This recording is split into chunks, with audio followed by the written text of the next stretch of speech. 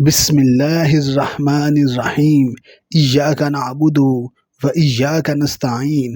اچھا ہوا عائشہ آپا مر گئی۔ ایک بیٹا کراچی ڈیفنس، دوسرا اسلام آباد کے بڑے فارم ہاؤس میں رہتا ہے نا بڑی عجیب بات؟ بھلا کسی کے مرنے پہ کوئی اس طرح کہتا ہے؟ لیکن عائشہ آپا کو تو مرے ہوئے کئی برس گزر گئے تھے۔ بس ہوا یہ ہے، ان کی ڈیڈ باڈی کل ملی ہے ایک فلیٹ میں جہاں وہ کئی برسوں سے بھوت بن کر رہ رہی تھیں۔ لیکن یہ حیرت کی بات نہیں کہ ان کا ایک بیٹا اپنی بیوی اور 2 بچوں کے ساتھ کراچی ڈیفنس خیابان بحریہ میں 4 کنال کے وسیع محل نما گھر میں خوش و خرم زندگی گزار رہا ہے۔ دوسرا بیٹا اسلام آباد میں، جس کا چک شہزاد میں 8 کنال کا فارم ہاؤس اور بحریہ میں لگژری کوٹھی اور کراچی میں کروڑوں روپے مالیت کی پراپرٹی، اور ماں کا یہ حال۔ عائشہ آپا، جگت عائشہ آپا ہمیشہ سے ایسی نہیں تھیں۔ یہی کوئی 10-15 برسوں پہلے نہ جانے ان کے من میں کیا سمائی، سب بچوں کو کال کر کے بلایا، اپنی ساری جائیداد بچوں کے نام کر دی۔ اس کے بعد وہی ہوا جو ہمیشہ سے ہوتا آیا۔ ان جیسوں کے ساتھ ایسا ہی ہونا چاہیے تھا۔ آخر کیوں نہیں ایسوں کو عقل نہیں آتی؟ کس کا نام لوں؟ عائشہ آپا کی اولاد چند مہینوں میں ہی اکتا گئی۔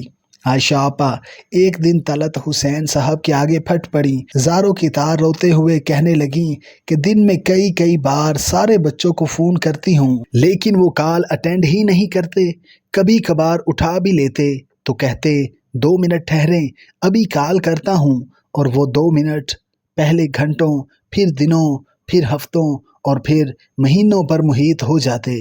عائشہ آپا فون ہاتھ میں پکڑے انتظار کرتی رہ جاتی، کبھی تو ساری رات انتظار کرتے گزر جاتی، لیکن کسی ایک کا بھی فون نہیں آتا۔ ابھی کوئی 15 برس پہلے ہی کی تو بات ہے جب عائشہ آپا نے بے حد شوق سے پراڈو TZ گاڑی لی، شوق سے خود چلاتی ہوئی طلعت حسین کے گھر آئیں، کیک اور مٹھائی لانا نہ بھولی۔ پھر وہ ہوتی اور کراچی کی سڑکیں اپنے غریب حلقہ احباب اور رشتہ داروں کو کبھی نہیں بھولیں۔ چند برس پہلے جب تک انہوں نے اپنی جائیداد اپنے بچوں میں تقسیم نہیں کی تھی، ڈائری پر ترتیب سے دنوں کی تقسیم، یعنی باقاعدہ شیڈول بنا رکھا تھا۔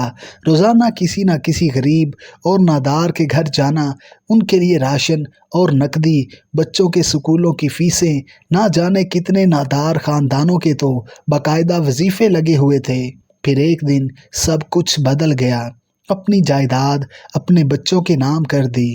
پھر اس کے بعد اس لیے ہی کہہ رہا ہوں کہ اچھا ہوا سانس کی ڈوری ٹوٹی تو انہیں یقیناً سکون مل گیا ہوگا، کیونکہ وہ جس طرح ساری رات اپنے فلیٹ کے باہر بے چینی سے ٹہلتی رہتی، بڑبڑاتی رہتی، تھک کے چور ہو جاتی تو نیچے بیٹھ جاتی، پھر ان سے اٹھا نہیں جاتا تھا۔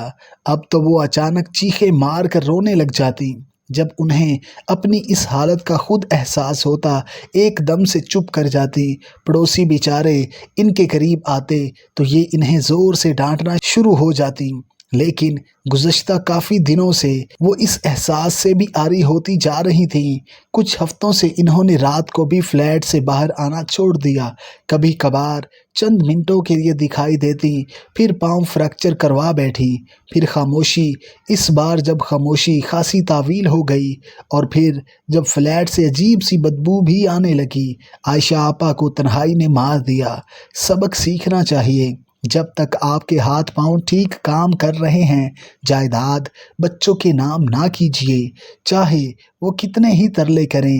جس دن جائیداد نام کی، سمجھیں آپ نے ہاتھ پاؤں کٹوا لیے، اب سوکھی عزت بھی نہیں ملنی۔ وقت تو چھوڑ ہی دیں۔ Subscribe masters in academy 2.0